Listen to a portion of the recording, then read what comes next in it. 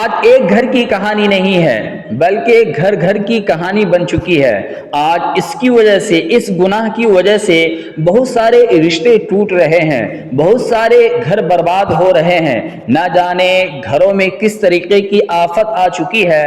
اور یہ ساری چیزیں اس لیے ہو رہی ہے چونکہ آج ہم لوگوں نے شریعت پر عمل کرنا چھوڑ دیا ہے، شریعت کو اٹھا کر سائیڈ میں کر رکھا ہے اور اپنی زندگی کو اس طریقے سے گزار رہے ہیں جو ہمارا کلچر کہہ رہا ہے، جو ہمارا سماج کہہ رہا ہے۔ اور جس سماج کے بیچ میں ہم رہتے ہیں اس کے جو رویے ہیں، اس کے جو طور طریقے ہیں زندگی گزارنے کے، اس طریقے پر عمل کر کے امت مسلمہ اپنے گھروں کو برباد کر رہی ہے، امت مسلمہ اپنے گھروں کو تباہ کر رہی ہے، ایک دوسرے سے رشتہ ٹوٹ رہا ہے، ایک دوسرے سے رشتہ توڑنے پر ہم لوگ مجبور ہیں۔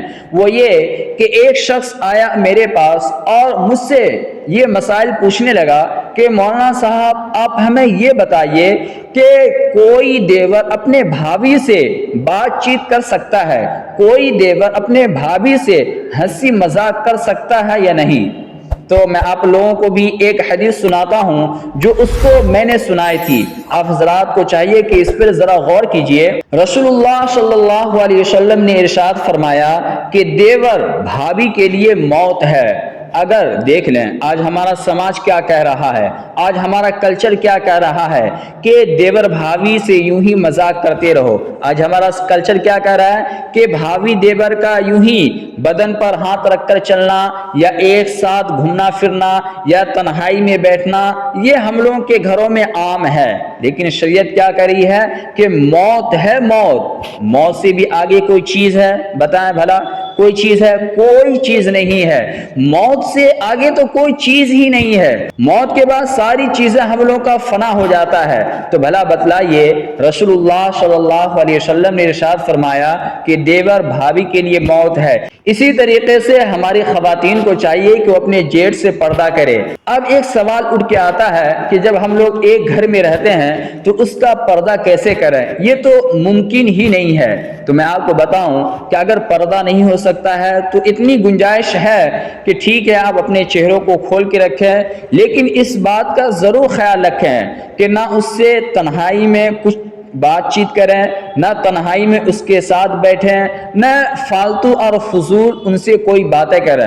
ہاں اگر آپ کی ضرورت ہوتی ہے، آپ کو ضرورت پڑتی ہے تو آپ خوشی خوشی اپنے بھابھی سے کچھ پوچھ سکتے ہیں، یا جون سی چیزیں آپ کو ضرورت ہے وہ چیزیں ان سے مانگ سکتے ہیں۔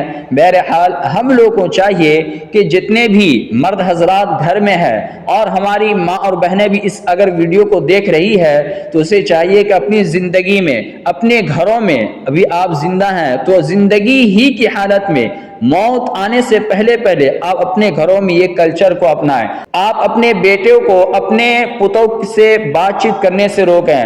اسی طریقے سے مرد حضرات کو چاہیے کہ وہ اپنے بھائی کو اپنی بیوی سے دور رکھے، اپنے بیوی سے ان کو ملنے جلنے نہ دیا کرے، اپنی بیوی کو اپنے بھائی کے ساتھ کہیں تنہائی میں بھیجا نہ کریں۔ تو اس ویڈیو کو شیئر کریں، دعا کریں، اللہ تعالی ہم سبوں کو عمل کرنے کی توفیق عطا فرمائے۔